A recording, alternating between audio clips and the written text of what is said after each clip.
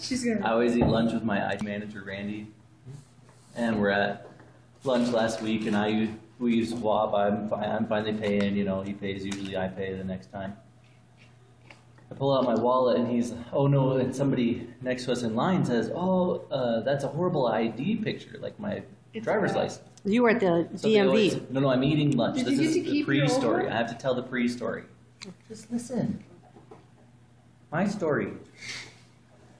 So I take out the ID, and I notice that it's expiring in October of 2012. And he's like, "Oh, haha, your license expired. You got to go renew it." I'm like, "All right, fine. You know, I probably should."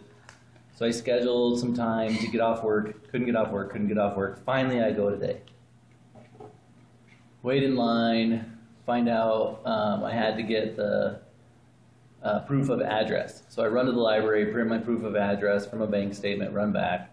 They still haven't even called my number by the time I get back, which is hilarious. I believe that. And so I get up in line, I give the lady my story, she laughs, she checks my ID. My license has been expired since 2010. So now that it's been a year, after a year you have to take the written test and get a permit, and then you have to take the driving test again. So she laughs and she says, "Oh, this has happened more than you would know, because in 2005 I lost my license, but I had already renewed it 2 years before that with a 10-year renewal. Well, in 2004 they changed the rules and you only have a 5-year renewal. So when I renewed in 2005, when I got the new license, the expiration date's at 2010. Well, like a couple months later, we moved and I found the old license. I saw the one with the newer expiration date. You know, I figured, oh, I'll throw away the one from 2010 or hold on to it in case I ever lose the other one. And I've just been carrying the 2012 one.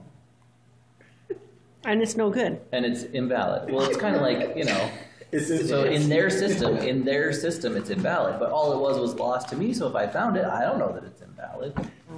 So This is a story.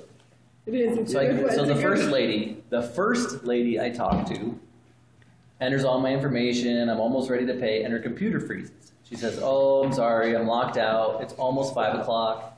Hang on a couple minutes, and this other lady will help me." I'm like, "Fine, whatever, you know." So now I have to tell the story to the second lady, to go through all the questions again. I hadn't got to the vision test, I guess. So then I have to do the vision test with the second lady, and her computer freezes as she's ready to take my payment.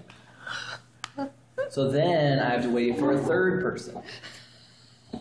And so this whole time, this other lady's like bickering with the first lady, being like, "Well, why aren't you working? And why aren't you doing this? And why are you trying to get back on your computer?" I was like, "Man, this is..." And then she's trying to laugh, like one of those, like, "Ha ha ha! Why aren't you working? Ha ha ha!" And so the third guy just laughs when I tell him what, and the other two girls have now told him what's going on. And he takes my payment and he goes, "Okay, are you sure you want to do this?" And I'm like, "Yes, please, just push the button. Just get it done." And they take my picture. And the lady taking my picture goes, "Okay, do you have a ride home? Or, you know, is there somebody in the car with you?" And so I'm on a 30-day permit. I didn't say I passed the written test. And I'm on a 30-day permit. The next available time to take the driving test is November 19th. I even had them check in Loveland and Fort Collins, and there's nothing for weeks. Oh my November 19th. Wow. Lucky day. Good thing they didn't make you walk. So Brian's boss would tell him what your boss said. So I called my boss. Well, he called me because I told him, you know, I'm leaving early. I left work at 3, by the way. I didn't say that. Left work at 3, got there at 3:30, left the DMV at 5:30. He called after work because he knew I was leaving early to go get my license. Yeah. And so I had to tell him the story. He asks all the questions, and he just gut laughs. I mean, he just throws his head back. I could see him in his chair. Whoa! like a Santa Claus. I mean, for a full minute, like the best hearty, I haven't laughed in years kind of laugh for like a full minute. And he's just like, "Oh, what are you going to tell your wife? Oh, she's going to have to drive you. Oh."